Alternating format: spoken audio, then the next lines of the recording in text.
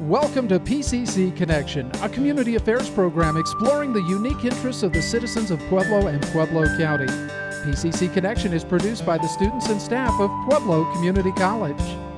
Now, here's your host for PCC Connection, Michael Engel. Hello and welcome to PCC Connection, a community affairs program brought to you from the campus of Pueblo Community College. I'm Michael Engel, your host, and so glad to have you with us today. As Pueblo is known as the home of the heroes, joining me appropriately in the studio is a true American hero, Lieutenant Jim Downing, retired from the United States Navy. I got to start off by saying this, Jim. You're 102 years old, and you are the last living survivor of the attack at Pearl Harbor. Welcome. Thank you. It's a real treat to have you here at the Pueblo Community College campus. And I want to spend the next 15, 20 minutes talking to you about so many aspects. I don't feel like I have enough time with you, but I want to talk to you about December 7th, 1941, and talking about some of the specifics there. But if I could get a little more background information prior to that, let's talk about how you ended up being in the United States Navy. I graduated from high school in 1932. That was the end of the Great Depression. So the only hope for a young man in a small town to get out and be on his own was the military. So I wasn't angry with anybody. I didn't want to fight. I didn't want to travel, but I wanted money. So I was economically driven. Economically driven to join the Navy. Yeah. So were you immediately assigned to the USS West Virginia, or did you have a previous ship to that? No, my recruit training lasted several months, so I didn't go aboard ship until the spring of 1933. Okay. And then in 1941, you're 28 years old, you're a newlywed of 5 months, and you're in Pearl Harbor. Tell me about that day, that morning. The ship I was on had been out on a patrol for 13 days. We came into port after that time at sea on Friday night. Saturday was a normal day. I was glad to get home to see my wife after 2 weeks away, and expected to have an enjoyable weekend in Hawaii. The only unusual incident that happened that weekend was that a Japanese ambassador came into Pearl Harbor on his way to Washington. The Emperor of Japan has told the president, "We don't want war. We want to settle everything we can peacefully." So I'm sending a special ambassador, retired Admiral Caruso, to work out our differences. When I saw Admiral Caruso leave Saturday morning for Washington, I said, I hope he's successful.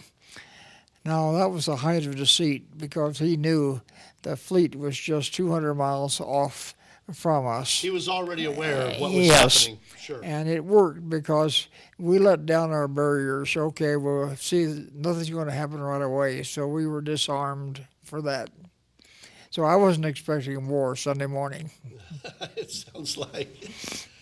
I'm visiting with retired Lieutenant Jim Downing at 102, is the oldest or second oldest living survivor from Pearl Harbor. Let's move to Sunday morning. It's December 7th, 1941. Can you describe that day for us? Yes. My wife was, I was off the ship. My wife was fixing breakfast for about 8 military persons, and we heard the explosions. The Army was testing guns every week, and it wasn't unusual to hear guns firing. But pretty soon the explosions got bigger and bigger, and exploded aircraft fell, landed in the backyard, made a crater about 25 feet across. In your backyard? Yes. So we turned on the radio, and Webley Edwards, who owned the station, said, "We've been advised by Army and Navy intelligence that the island of Oahu is under enemy attack. the enemy has not been identified. So we got in our uniforms, got in the car.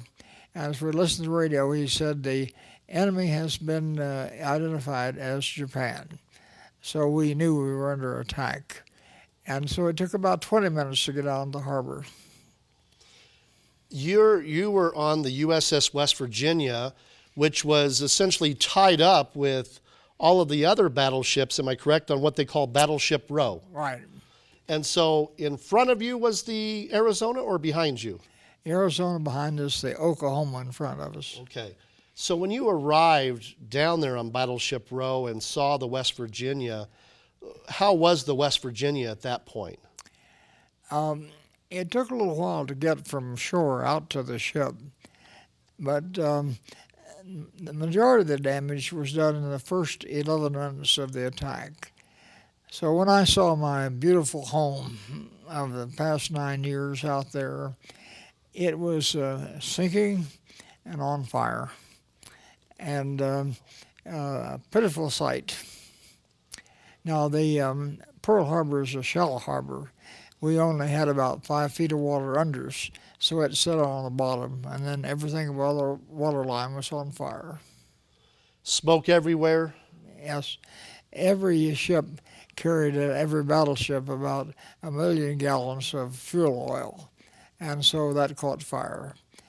The ships were made of iron and had been painted many times, so that thick layer of paint was very much a torch once the fire got on it. I know that you immediately saw a lot of casualties, and I know from your training that one of your immediate concerns was to try to put that fire out on all of those areas to avoid secondary explosions. Can you talk about that for just a moment?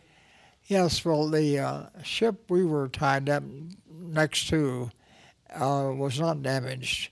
It had pressure on their fire hoses, so I borrowed a hose and began to cool the ammunition lockers so they wouldn't explode. But as you know, my attention was diverted by the bodies lying around.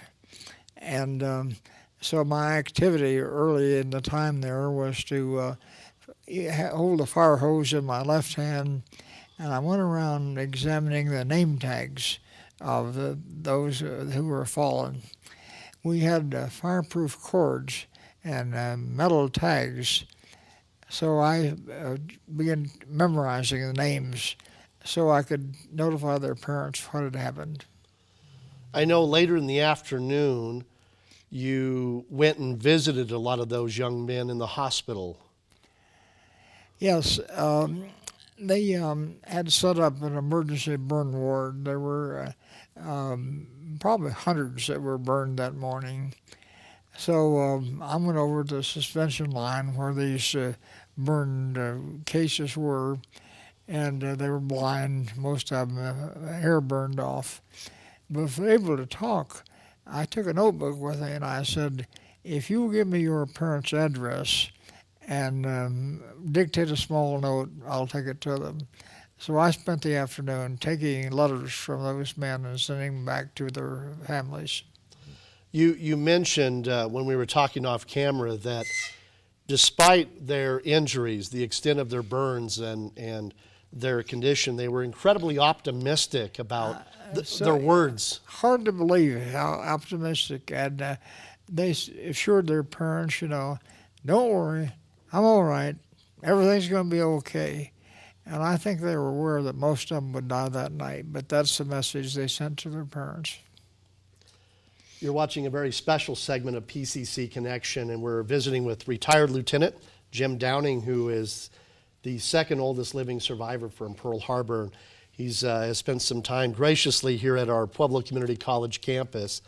That tragedy on that day of December 7th, for your particular ship, 9 torpedoes, and on that day, 107 casualties, is that right? Right.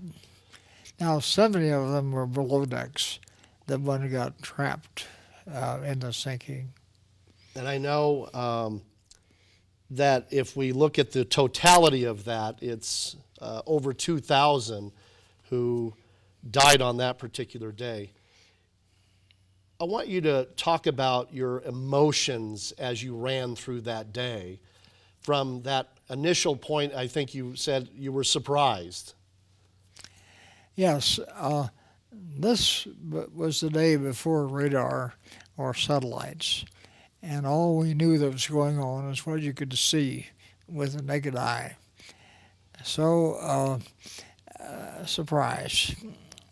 That was my first emotion, particularly because my wife and I had a weekend planned. And then the second thing was fear. The first Japanese plane I came close to came toward us low and slow. And then when he got opposite, the plane banked over to the left and the machine gunner cut loose. He didn't bank far enough, so it went right over my head, dug a trench. Well, I was afraid the next one would have better aim, so there was fear. And my next emotion was anger. I felt that our political and military leaders let us down. There were tips we had that should have made us more alert. So I was angry about that. And then I made a resolve. Someday I may be in a position of authority in the Navy. And if I do, that's never going to happen. And I got to carry out that resolve during the Cold War. Then the final thing was pride at the way our men responded.